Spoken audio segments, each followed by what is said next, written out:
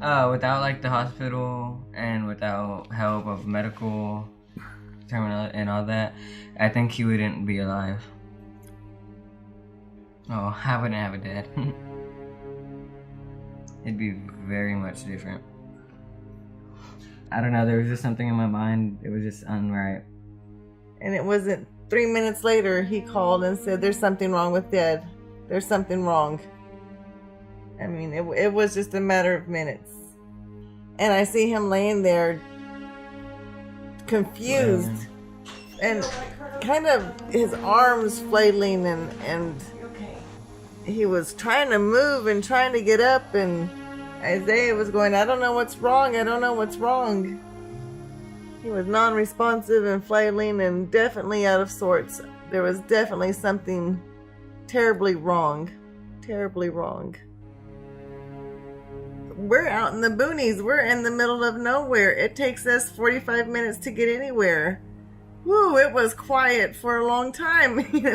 You are anxious to hear sirens, and not hearing sirens for 45 minutes, an hour, was frightening. Very frightening. Carlos is immediately taken to Mission Trail Baptist Hospital. He's having a stroke, meaning there is a clot in his brain blocking normal blood flow. When it comes to strokes, time is precious. Time is brain, and brain is time. Nurses quickly assess his situation. Carlos cannot control his right arm or his right leg. He's wheeled into a room where a clot-busting drug called TPA is prepared. Another nurse brings a video call telecart into position so a neurologist can advise instantly. Meanwhile, Mariah has just called the emergency room to check on her husband. She said it's a massive stroke. It is a massive, massive stroke. We got the TPA in him, and he started responding a little bit. She was trying to give me a lot of hope, but even I could hear in her voice, because she was even on the verge of crying, that she wasn't sure that he was going to pull through this. By the time he got there, it had stopped blood to his brain for over an hour. So an hour and a half of no blood flow to that part of the brain. But he was able to answer a couple questions, I believe, at Mission Trails. And they sent him on to St. Luke's. They said that that would be the best hospital to go to, that they had the best technology to do what needed to be done. They said if anything can be done, that is where it can be done. So we're sending him on. So they sent him on to St. Luke's. St. Luke's Baptist Hospital is home to Baptist Health's comprehensive stroke program. The most advanced stroke technology and specialists can be found here. Carlos's stroke is so severe that the clot-busting TPA did not entirely restore blood flow. So Carlos is wheeled into an imaging suite for a CT scan. Once the CT scan is completed, specialists are able to scroll through a 3D image of his brain. This allows them to locate the clot and detect any other issues. Okay, let's get it hooked up, guys. From this imaging, the neurocath lab is able to perform a thrombectomy. A thrombectomy allows a surgeon to remove any remaining clot from Carlos's brain using a catheter. The catheter travels through an incision in the groin, through an artery, and to the location of the clot. This incredible procedure removes the clot and returns blood flow to Carlos's brain. Baptist Health moves exceptionally fast to minimize brain damage and improve quality of life for Carlos. Hang in there. We read up about it. The parts of his brain that had no oxygen are pretty much dead. He shouldn't be able to speak. He shouldn't be able to understand what I'm saying. They thought it was globalized, which means he wouldn't understand, and he wouldn't be able to process what people were saying, and he wouldn't be able to answer us. I had thought I was going to have to quit my job, become just a provider for him.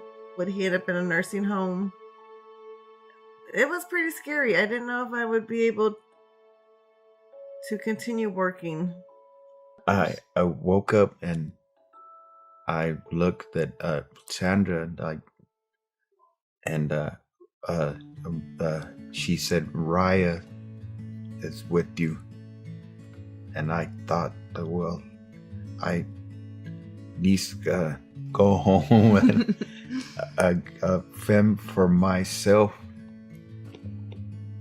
She gave me hope.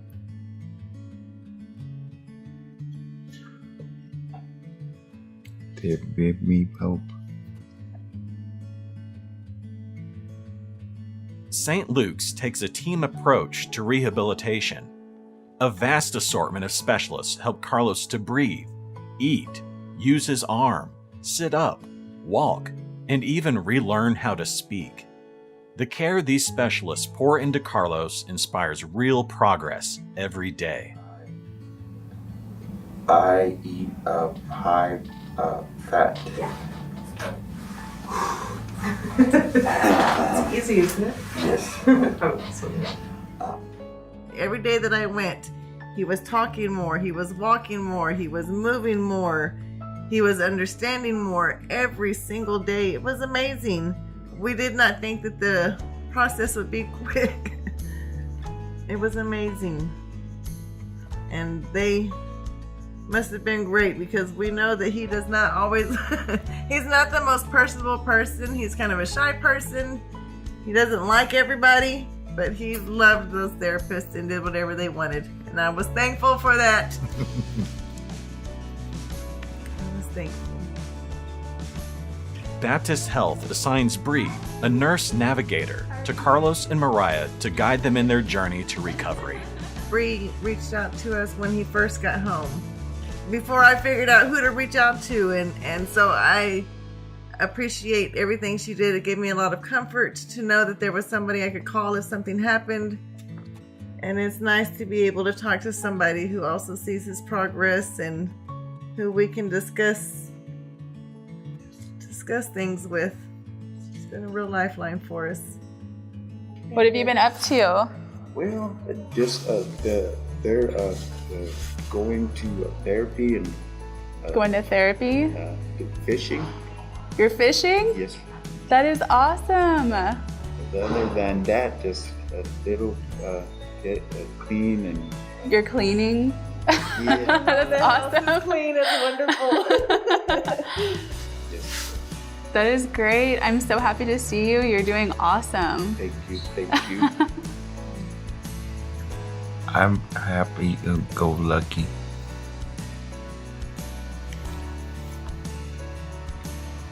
And it amazes me that in 3 months, he is walking and talking, bending over and makes his breakfast. And I look at him walking through the house and I think, this is just amazing. What a blessing. The future looks good. It's Yes. a bright future. One day at a time. They've given us a lot of hope Yes. that I didn't think I was going to have for a couple weeks. A future, my husband.